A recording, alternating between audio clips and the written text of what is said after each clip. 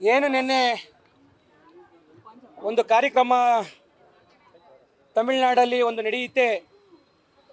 ಅಲ್ಲಿ ಕಮಲ್ ಹಾಸನ್ ಅವರು ಒಂದು ಹೇಳಿಕೆಯನ್ನು ನೀಡಿದ್ದಾರೆ. ತಮಿಳಿನಿಂದ ಕನ್ನಡ ಭಾಷೆ ಹುಟ್ಟಿತು ಅಂತೇಳಿ. ಆತ ಕಮಲ್ ಹಾಸನ್ಗಿನ್ನಕ್ಕಿನ್ನ ಇವತ್ತು ಕನ್ನಡಿಗರು ನಾವೆಲ್ಲ ಹೇಳ್ತಿದ್ದೀವಿ ಅವನು ಕಮಂಗಿ ಹಾಸನ್. ಆತನಿಗೆ ತಲೆ ಸರಿ ಇಲ್ಲ ಅಂತ ಅನ್ಕೊತೀನಿ. ಯಾಕೆಂದರೆ ರಾಜಕೀಯವಾಗಿ ನಿರ್ನಾಮ ಆಗಿದ್ದಾನೆ. ಈಗ ಕನ್ನಡ ಚಿತ್ರರಂಗದಲ್ಲಿ ಶೈನ್ ಆಗಲಿಕ್ಕೋಸ್ಕರವಾಗಿ ಈ ಥರದ ಹೇಳಿಕೆಗಳನ್ನು ಕೊಟ್ಟು, ಯಾಕೆಂದರೆ ಹಿಂದೆ ಜಯಲಲಿತಾ ಕನ್ನಡ ವಿರೋಧಿ ನಿಲುವುಗಳನ್ನು ತಾಳಿ ರಾಜಕಾರಣ ಮಾಡಿದಂಥದ್ದು. ಆ ಥರದಲ್ಲಿ ರಾಜಕಾರಣ ಮಾಡಲಿಕ್ಕೆ ಕನ್ನಡದ ವಿರೋಧದ ಹೇಳಿಕೆಗಳನ್ನು ಕೊಡೋದ್ರ ಮುಖಾಂತರ ತಮಿಳುನಾಡಲ್ಲಿ ರಾಜಕಾರಣ ಮಾಡೋಣ ಅನ್ನೋ ಆಸೆಯನ್ನು ಈ ಮೂರ್ಖ ಕಮಲ್ ಹಾಸನ್ ಇಟ್ಕೊಂಡಿದ್ದಾನೆ ಅಂತ ಅಂದ್ಕೊಂಡಿದ್ದೀನಿ. ಆದರೆ ಆತನ ತಿರುಕನ ಕನಸನ್ನು ಅವನು ಕಾಣಲಿ. ಆದರೆ ಕನ್ನಡಿಗರ ಮಕ್ಕಳ ಭಾವನೆಯನ್ನು ಕೆಣಕುವಂಥ ಕೆಲಸವನ್ನು ಇವತ್ತು ಮಾಡಿದಾನಲ್ಲ, ಆತನಿಗೆ ಕರ್ನಾಟಕದಲ್ಲಿ ಅವನ ಸಿನಿಮಾವನ್ನು ನಿಷೇಧಿಸ್ತಿದ್ದೀವಿ. ಅವನ ಸಿನಿಮಾವನ್ನು ಇಲ್ಲಿ ಓಡಲಿಕ್ಕೆ ಬಿಡೋದಿಲ್ಲ. ಒಂದು ವೇಳೆ ಯಾರು ಡಿಸ್ಟ್ರಿಬ್ಯೂಟ್ರ್ ಅವನ ಸಿನಿಮಾವನ್ನು ಡಿಸ್ಟ್ರಿಬ್ಯೂಷನ್ ತೊಗೊಂಡು ಇಲ್ಲೇನೋ ಮಾಡಲಿಕ್ಕೆ ಹೊರಟ್ರೆ ಚಿತ್ರಮಂದಿರವನ್ನು ಒಡೆದಾಕ್ತೀವಿ, ಚಿತ್ರಮಂದಿರಗಳನ್ನು ಧ್ವಂಸ ಮಾಡ್ತೀವಿ. ಇದಕ್ಕೇನಾದರೂ ಕನ್ನಡ ಚಿತ್ರ ವಾಣಿಜ್ಯ ಮಂಡಳಿ ಏನಾದರೂ ಬೆಂಬಲವನ್ನು ಕೊಟ್ಟು ಕೆಲಸಕ್ಕೆ ಬಾರ್ದ ವಾಣಿಜ್ಯ ಮಂಡಳಿಯಾಗಿ ಏನಾದ್ರು ಇದ್ದರೆ, ನಿರ್ಲಕ್ಷ್ಯವನ್ನು ತೋರಿದ್ರೆ ಈ ವಾಣಿಜ್ಯ ಮಂಡಳಿನ ಅವಶ್ಯಕತೆ ಇಲ್ಲ, ಇದನ್ನು ದಾಳಿ ಮಾಡ್ತೀವಿ, ಇದನ್ನು ಧ್ವಂಸ ಮಾಡ್ತೀವಿ ಎನ್ನುವ ನೇರ ಎಚ್ಚರಿಕೆಯನ್ನು ಕರ್ನಾಟಕ ಚಲನಚಿತ್ರ ವಾಣಿಜ್ಯ ಮಂಡಳಿಗೂ ಕೊಟ್ಟಿದ್ದೀವಿ ಈಗಾಗಲೇ. ಹಾಗಾಗಿ ಈಗೇನೋ ಸಭೆ ಮಾಡ್ತಿದಾರಂತೆ, ಮಾಡಲಿ. ಆದರೆ ಕಮಲ್ ಹಾಸನ್ ಸಿನಿಮಾ ಆತ ಕನ್ನಡಿಗರನ್ನ ಕ್ಷಮೆ ಕೇಳೋ ಗಂಟ ಇಲ್ಲಿ ರಿಲೀಸ್ ಆಗಲಿಕ್ಕೆ ನಾವು ಬಿಡೋದಿಲ್ಲ.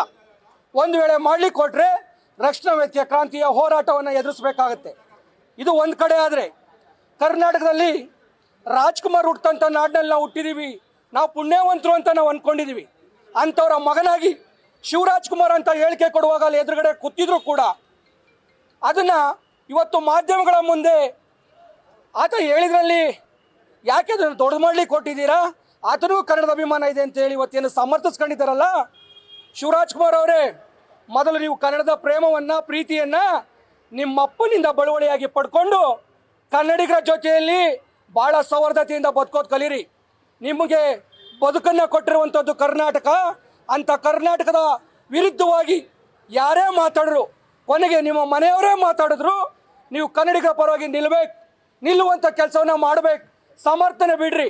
ನೀವು ನಟ ಎಂದಷ್ಟು ನಿಮ್ಮನ್ನು ಎಲ್ಲದರಲ್ಲೂ ನಾವು ಒಪ್ಕೊಂತೀವಿ ಕನ್ನಡಿಗರು ಅಂತ ತಿಳ್ಕೊಂಡಿದ್ರೆ ಅದು ನಿಮ್ಮ ಮುಟ್ಟಾಳುತನ. ಹಾಗಾಗಿ ಶಿವರಾಜ್ ಕುಮಾರ್ ಅವರು ಇದ್ರ ಬಗ್ಗೆ ಸರಿಯಾದ ಹೇಳಿಕೆಯನ್ನು ಕೊಡಬೇಕು. ಕೊಡಲಿಲ್ಲ ಅಂದರೆ ಶಿವರಾಜ್ ಕುಮಾರ್ ಅವ್ರ ವಿರುದ್ಧನೂ ಕೂಡ ಕರವೇ ಹೋರಾಟವನ್ನು ಮಾಡಬೇಕಾತೆನ್ನುವ ಎಚ್ಚರಿಕೆಯನ್ನು ಕೊಡ್ತಾ ಇದ್ದೀವಿ.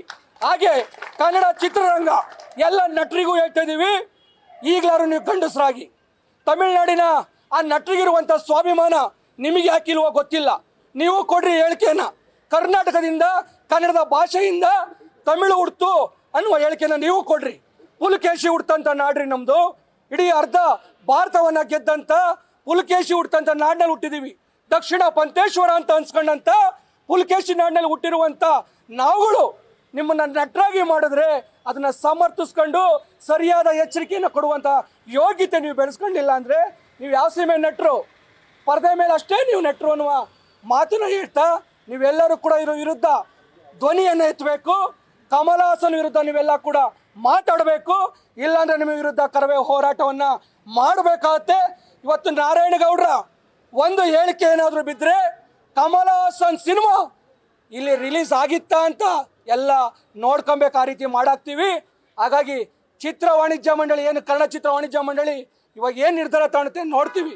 ಇವರು ಏನೋ ಸರಿಯಾದ ತೀರ್ಮಾನ ತಗೊಳ್ಳಿಲ್ಲ ಅಂದರೆ ಇವ್ರಿಗೂ ಸೇರಿಸಿ ದಾಳಿಯನ್ನು ಮಾಡ್ತೀವಿ ಅನ್ನೋ ಎಚ್ಚರಿಕೆಯನ್ನು ಕರವೇ ಕೊಡ್ತಾ ಇದೆ. ನ್ಯೂಸ್ ಫಸ್ಟ್ ನಿರ್ಭೀತಿಯಿಂದ ನಿಮ್ಮ ಪರವಾಗಿ.